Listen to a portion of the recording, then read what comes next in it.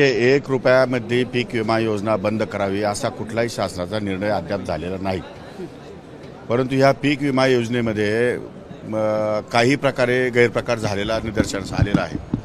जवळपास 96 CSC केंद्रावरती कारवाई करण्यासाठी आम्ही जिल्हाधिकाऱ्यांना कळवलेलं आहे।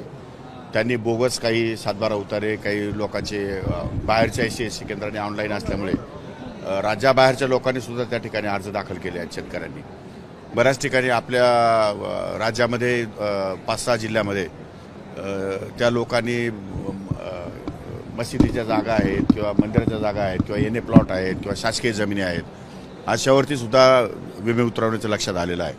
त्यामुळे 96 CSCवर कारवाई केलेली आहे। जिल्हाधिकाऱ्यांना पण फौजदारी केस दाखल करायला लावलेली आहे। जवळपास 4-4.25 लाख अर्ज या ठिकाणी आपण रद्दबादल केलेले आहेत।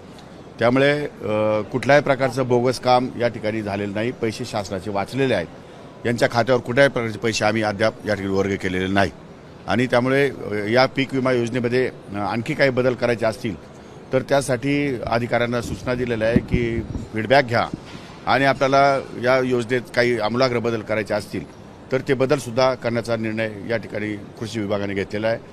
शिवाय ॲग्रिस्टॅकच्या माध्यमातून जे काही अपग्रेडेशन या ठिकाणी होणार आहे, जे आम्ही युनिक ID कार्ड फार्मरला देणार आहोत, त्यानंतर आधार कार्डशी लिंकअप करणार आहोत, त्यानंतर महसूल विभागाशी लिंकअप करणार आहोत आणि सॅटेलाईटबरोबर टाईप करून जास्तीत जास्त पारदर्शकता या पीक विम्याच्या बाबतीमध्ये कशी येईल हा सुद्धा शासन गांभीर्याने विचार करत आहे। कदाचित मार्चपर्यंत ॲग्रिस्टॅकच्या योजनेच्या अंतर्गत सर्व शेतकरी या ठिकाणी अपडेट डाटा या ठिकाणी उपलब्ध झाल्यामुळे सर्व शेतकऱ्यांचे पीक विमे डायरेक्ट या ठिकाणी आम्हाला उतरवणं सोपं ते बऱ्याच ठिकाणी आहेत, बऱ्याच जिल्ह्यामध्ये आहेत। पण ते काही मंत्र्यांनी केले किंवा कुणी अधिकाऱ्यांनी केले असं नाही आहे।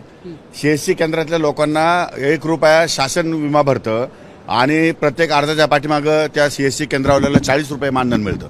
त्यामुळे त्याच्या स्वतःच्या मानधन वाढीसाठी त्यांनी हे उद्योग केलेले आहेत। त्यामुळे ते लक्षात आल्यानंतर आम्ही ते विमे रद्द केलेले आहेत। त्यामुळे पैसे सरकारचे वाचलेले आहेत आणि अशा प्रकारची चौकशी अद्याप काही ठिकाणी असेल तर त्याची चौकशी सुरू आहे। परंतु बऱ्यापैकी या ठिकाणी आम्ही केंद्रावर कारवाई केली आहे आणि अर्ज पण रद्द केले। पीक विम्याच्या संदर्भात आणखी काही सुधारणा करता येतात का तर तो सुधारणा करण्याचा आमचा विचार आहे। त्यामुळे पारदर्शीपणा त्यामध्ये कसा येईल असा आमच्या या ठिकाणी विचार आहे।